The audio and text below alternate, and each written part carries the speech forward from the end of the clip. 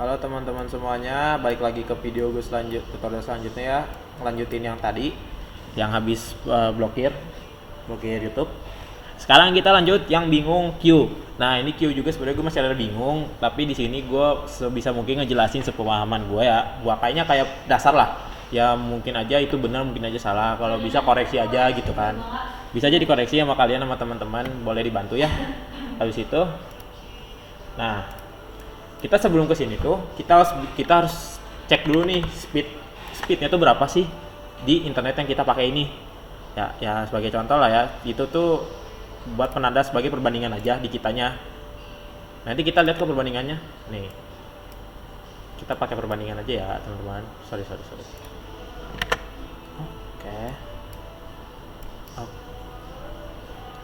Oke, di sini. Nah ini sebelum kita Q ya.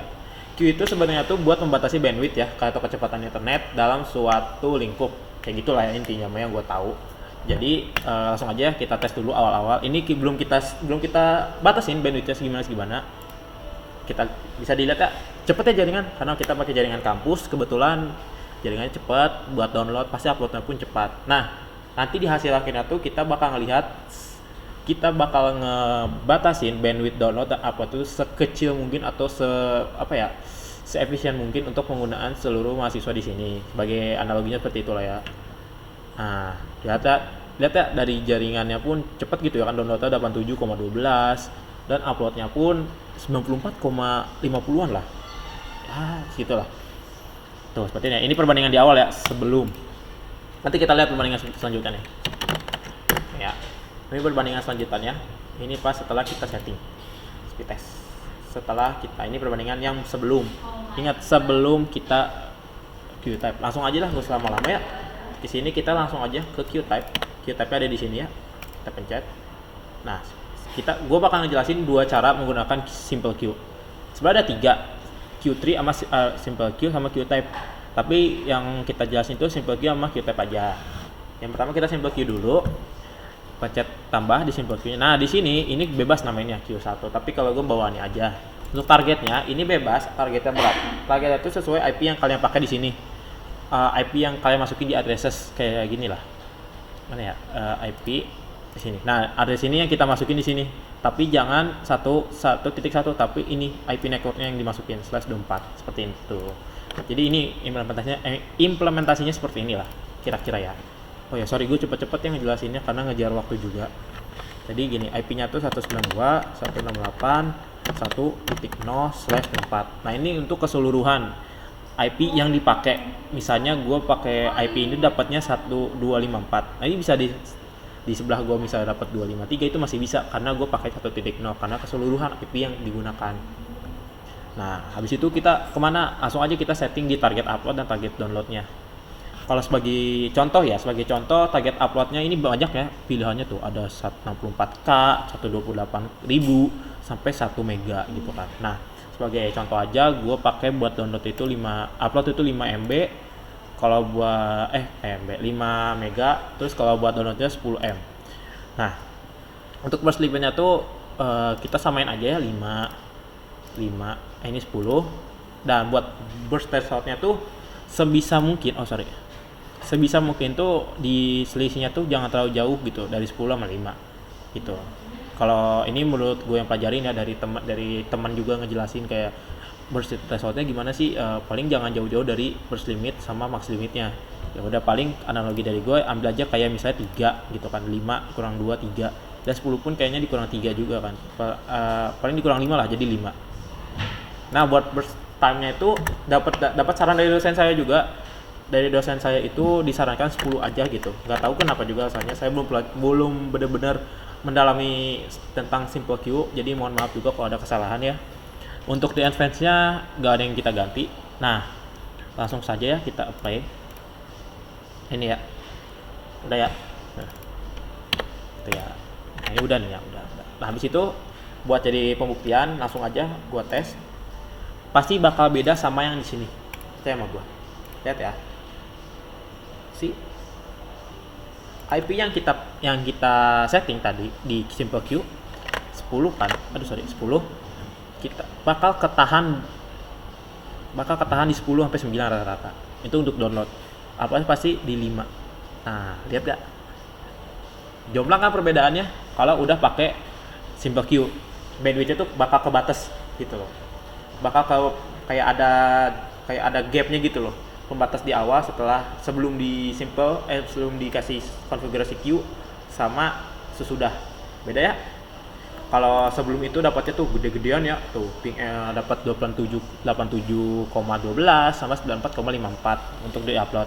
Tapi kalau setelah kita konfigurasi, hasilnya tuh bakal seperti ini. Beda kan perbedaannya? Nah, itu Simple Queue untuk membatasi bandwidth yang kita pakai, penggunaan internet yang kita pakai. Buat apa? Intinya tuh kayak biar nggak ada yang ngambil jaringan lebih besar, ada yang maruk jaringan segala macamnya. Seperti itu.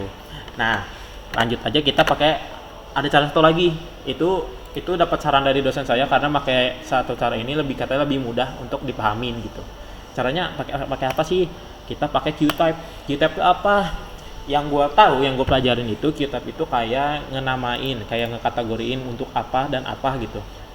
Nah, seperti ini ya. Ini sebagai contohnya. Ya, kita hapus aja dulu. Kita hapus dulu. Nah, kita klik tambah di sini QType-nya, kita namain aja ini download gitu. Download. Di sininya PCKey. Nah, kayaknya PCKey. Di sini kita cuman centang di classifier ini aja. Untuk download itu kita pakai DST. Ini ya DST. Nah, kalau untuk upload, ini kita bikin lagi upload. Masih sama caranya, kan?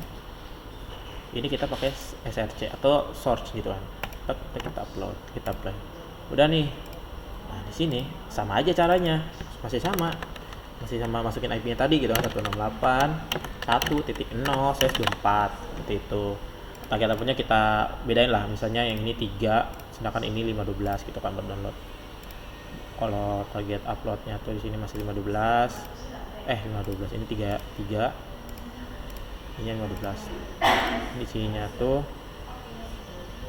paling 2, di sininya 314 lah. Di sininya 10. Seperti ini ya. Nah, di sini kita setting di sini.